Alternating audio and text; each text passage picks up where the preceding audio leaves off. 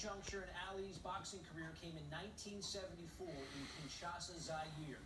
A 32-year-old Ali, who was probably a little past his prime, got into the ring against the undefeated champion George Foreman.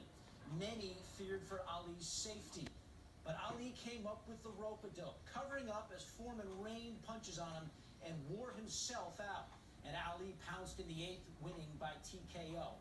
The Rumble in the Jungle. And George Foreman joins us now. George, let's go back to that time, 1974.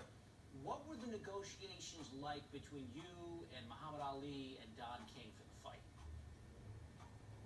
You'd be surprised, the easiest negotiation ever. I called Muhammad Ali on the phone and asked him, I said, do you really want this fight? He said, yeah, George. I said, you certain you want to fight me? Because I was some killer in those days.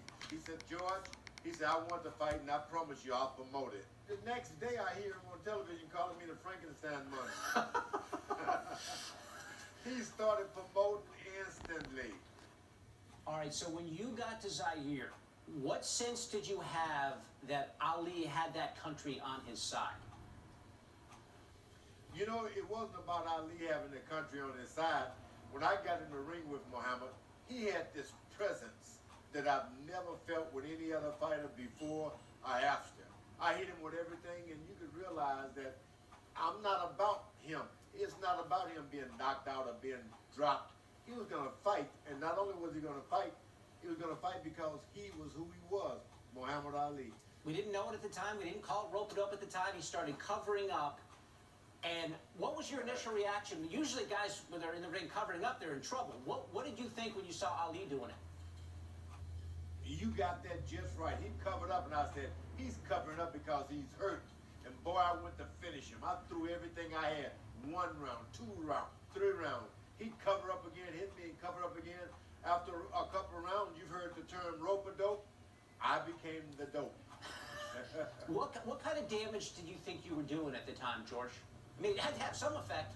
I thought I was going to knock him out eventually. And after about the 6th round, I hit him with some good shots. He failed on me, really. And I thought he was giving up, and he said, George, that all you got, George? Were basically a waste. How did it feel for you? You're throwing all the punches. What kind of a physical effect did it start to have on you and your legs and your arms after all of that? I'm going to tell you right now, I was the most tired I've ever been in my life. I don't understand. That fight was going to go on for another 5 rounds or so. I don't know if I would have made it anyway. Basically, I fainted. He hit me with a good shot, though. Right hand. Quickest, fastest right hand I'd ever been hit with. I never saw it coming. The knockout was in the 8th. Tell me what happened immediately after the fight there, that crazy scene in Zaire. I was devastated, I can tell you that. And I could hear him screaming, I told you. I said, boy, I'm going to have to listen to this for another couple of years. Muhammad Ali had taken my title and become the heavyweight champ of the world. You know, the only thing I regret, I wish I had gone over there and told him, I don't know how you did it, but you beat me. But I was too swell-headed to tell him that. But he flat out whipped me. How did you guys eventually become friends? Who extended the olive branch? How did it happen? Well, really, Muhammad Ali called me. I retired to be a minister. He called me. I don't know how he got my number in Houston, Texas, and complimented me for about 20 minutes. And I knew something was up because I couldn't find him for a title shot. He said, George, now, can you do me a favor? I said, certainly. He said, please come back and beat Ken Norton for me. He said, I can't beat him. You can beat him, though. He's afraid of you. They're going to make me fight him or strip me of the title. Please come back. I said, no, I'm not coming back. From that point on, Muhammad Ali and me became the best of friends. We talked on the phone, we visit, we hugged. You would think something was going on, but I love you. No, I love you. Trying to see who loved one another, the other the most. What made him such a genius, so beloved, the whole picture of Muhammad Ali? You know, I had a girl, I was dating a girl once before I met him.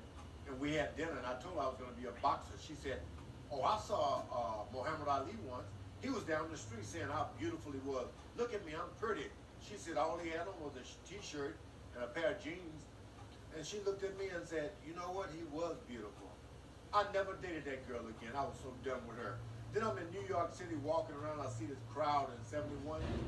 And I see what the commotion was. I looked, and that was Muhammad Ali in the midst. Just a little shirt on and slacks.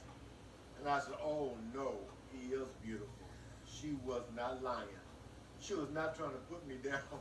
He was beautiful. That's what made him Muhammad Ali. There's been so much reporting and analysis and talk about Muhammad Ali and his life since his death last week. Is there anything getting wrong about him?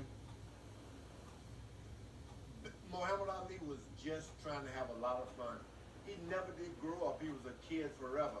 He got himself into a lot of things. Maybe he had his politics, and he was basically part of the arts. Big old lovable kid, and don't ever expect anybody explain any more than that. He loved Joe Frazier. He loved George Foreman. He had names for all of us, but he was still a butterfly. George Foreman joining us on SportsCenter Coast to Coast, reminiscing about his friend Muhammad Ali. George, we so much appreciate the time. Thank you very much. Thank you. If I booked a